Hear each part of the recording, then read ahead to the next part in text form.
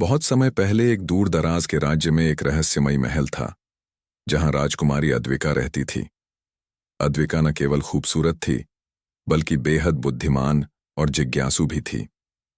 वह हमेशा महल के नियमों से बंधी हुई थी, पर उसके मन में स्वतंत्रता की गहरी लालसा थी। दूसरी ओर उसी राज्य के जंगलों में अर्जुन नाम का एक गरीब आदमी रहता था। वह एक अनाथ था जिसने अपना जीवन जंगल में शिकार और औषधियां बनाकर गुजारा। अर्जुन की पहचान एक रहस्यमयी व्यक्ति के रूप में थी, क्योंकि उसने कभी किसी से दोस्ती नहीं की। अद्विका को अपने महल के गुप्त पुस्तकालय से एक प्राचीन नक्शा मिला।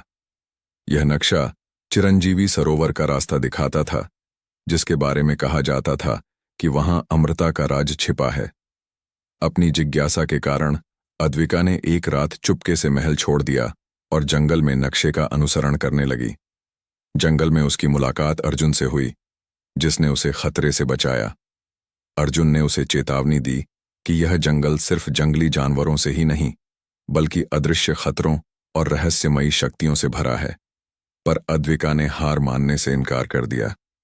अर्जुन, जिसे राजकुमारी की हिम्मत और जिज्ञासा ने प्रभावित किया, उसके साथ चलने को तैयार हो गया।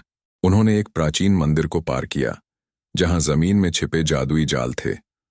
अद्विका की बुद्धिमानी और अर्जुन के साहस से वे बच निकले।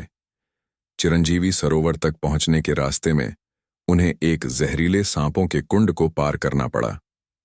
अर्जुन ने अपनी औषधियों का उपयोग कर रास्ता साफ किया। सफर के दौरान उन्हें एक काले नकाबधारी का सामना करना पड़ा, जो दरअसल अद्विका के महल का गुप्त जासूस था। उसे राजा ने भेजा था ताकि वह अद्विका को वापस ला सके।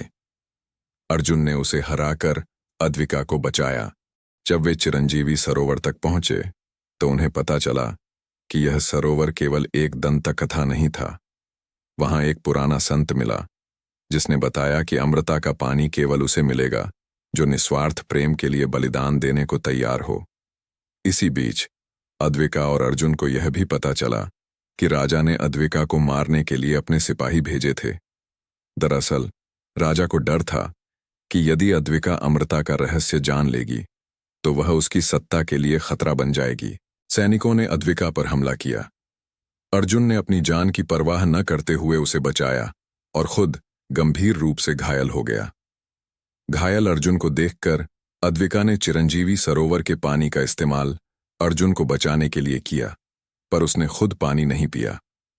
संत ने अद्विका के निस्वार्थ प्रेम को देखकर उसे आशीर्वाद दिया और कहा, तुम्हारा प्यार अमर हो गया है, भले ही तुम अमर न हो। अर्जुन की जान बच गई और दोनों ने सैनिकों को हराकर महल वापस जाने का फैसला किया। इस बार अद्विका ने राजा का सामना किया और अपने प्यार को स्वीकार किया। राजा को अपनी गलती का एहसास हुआ और उसने दोनों को आशीर्वाद दिया।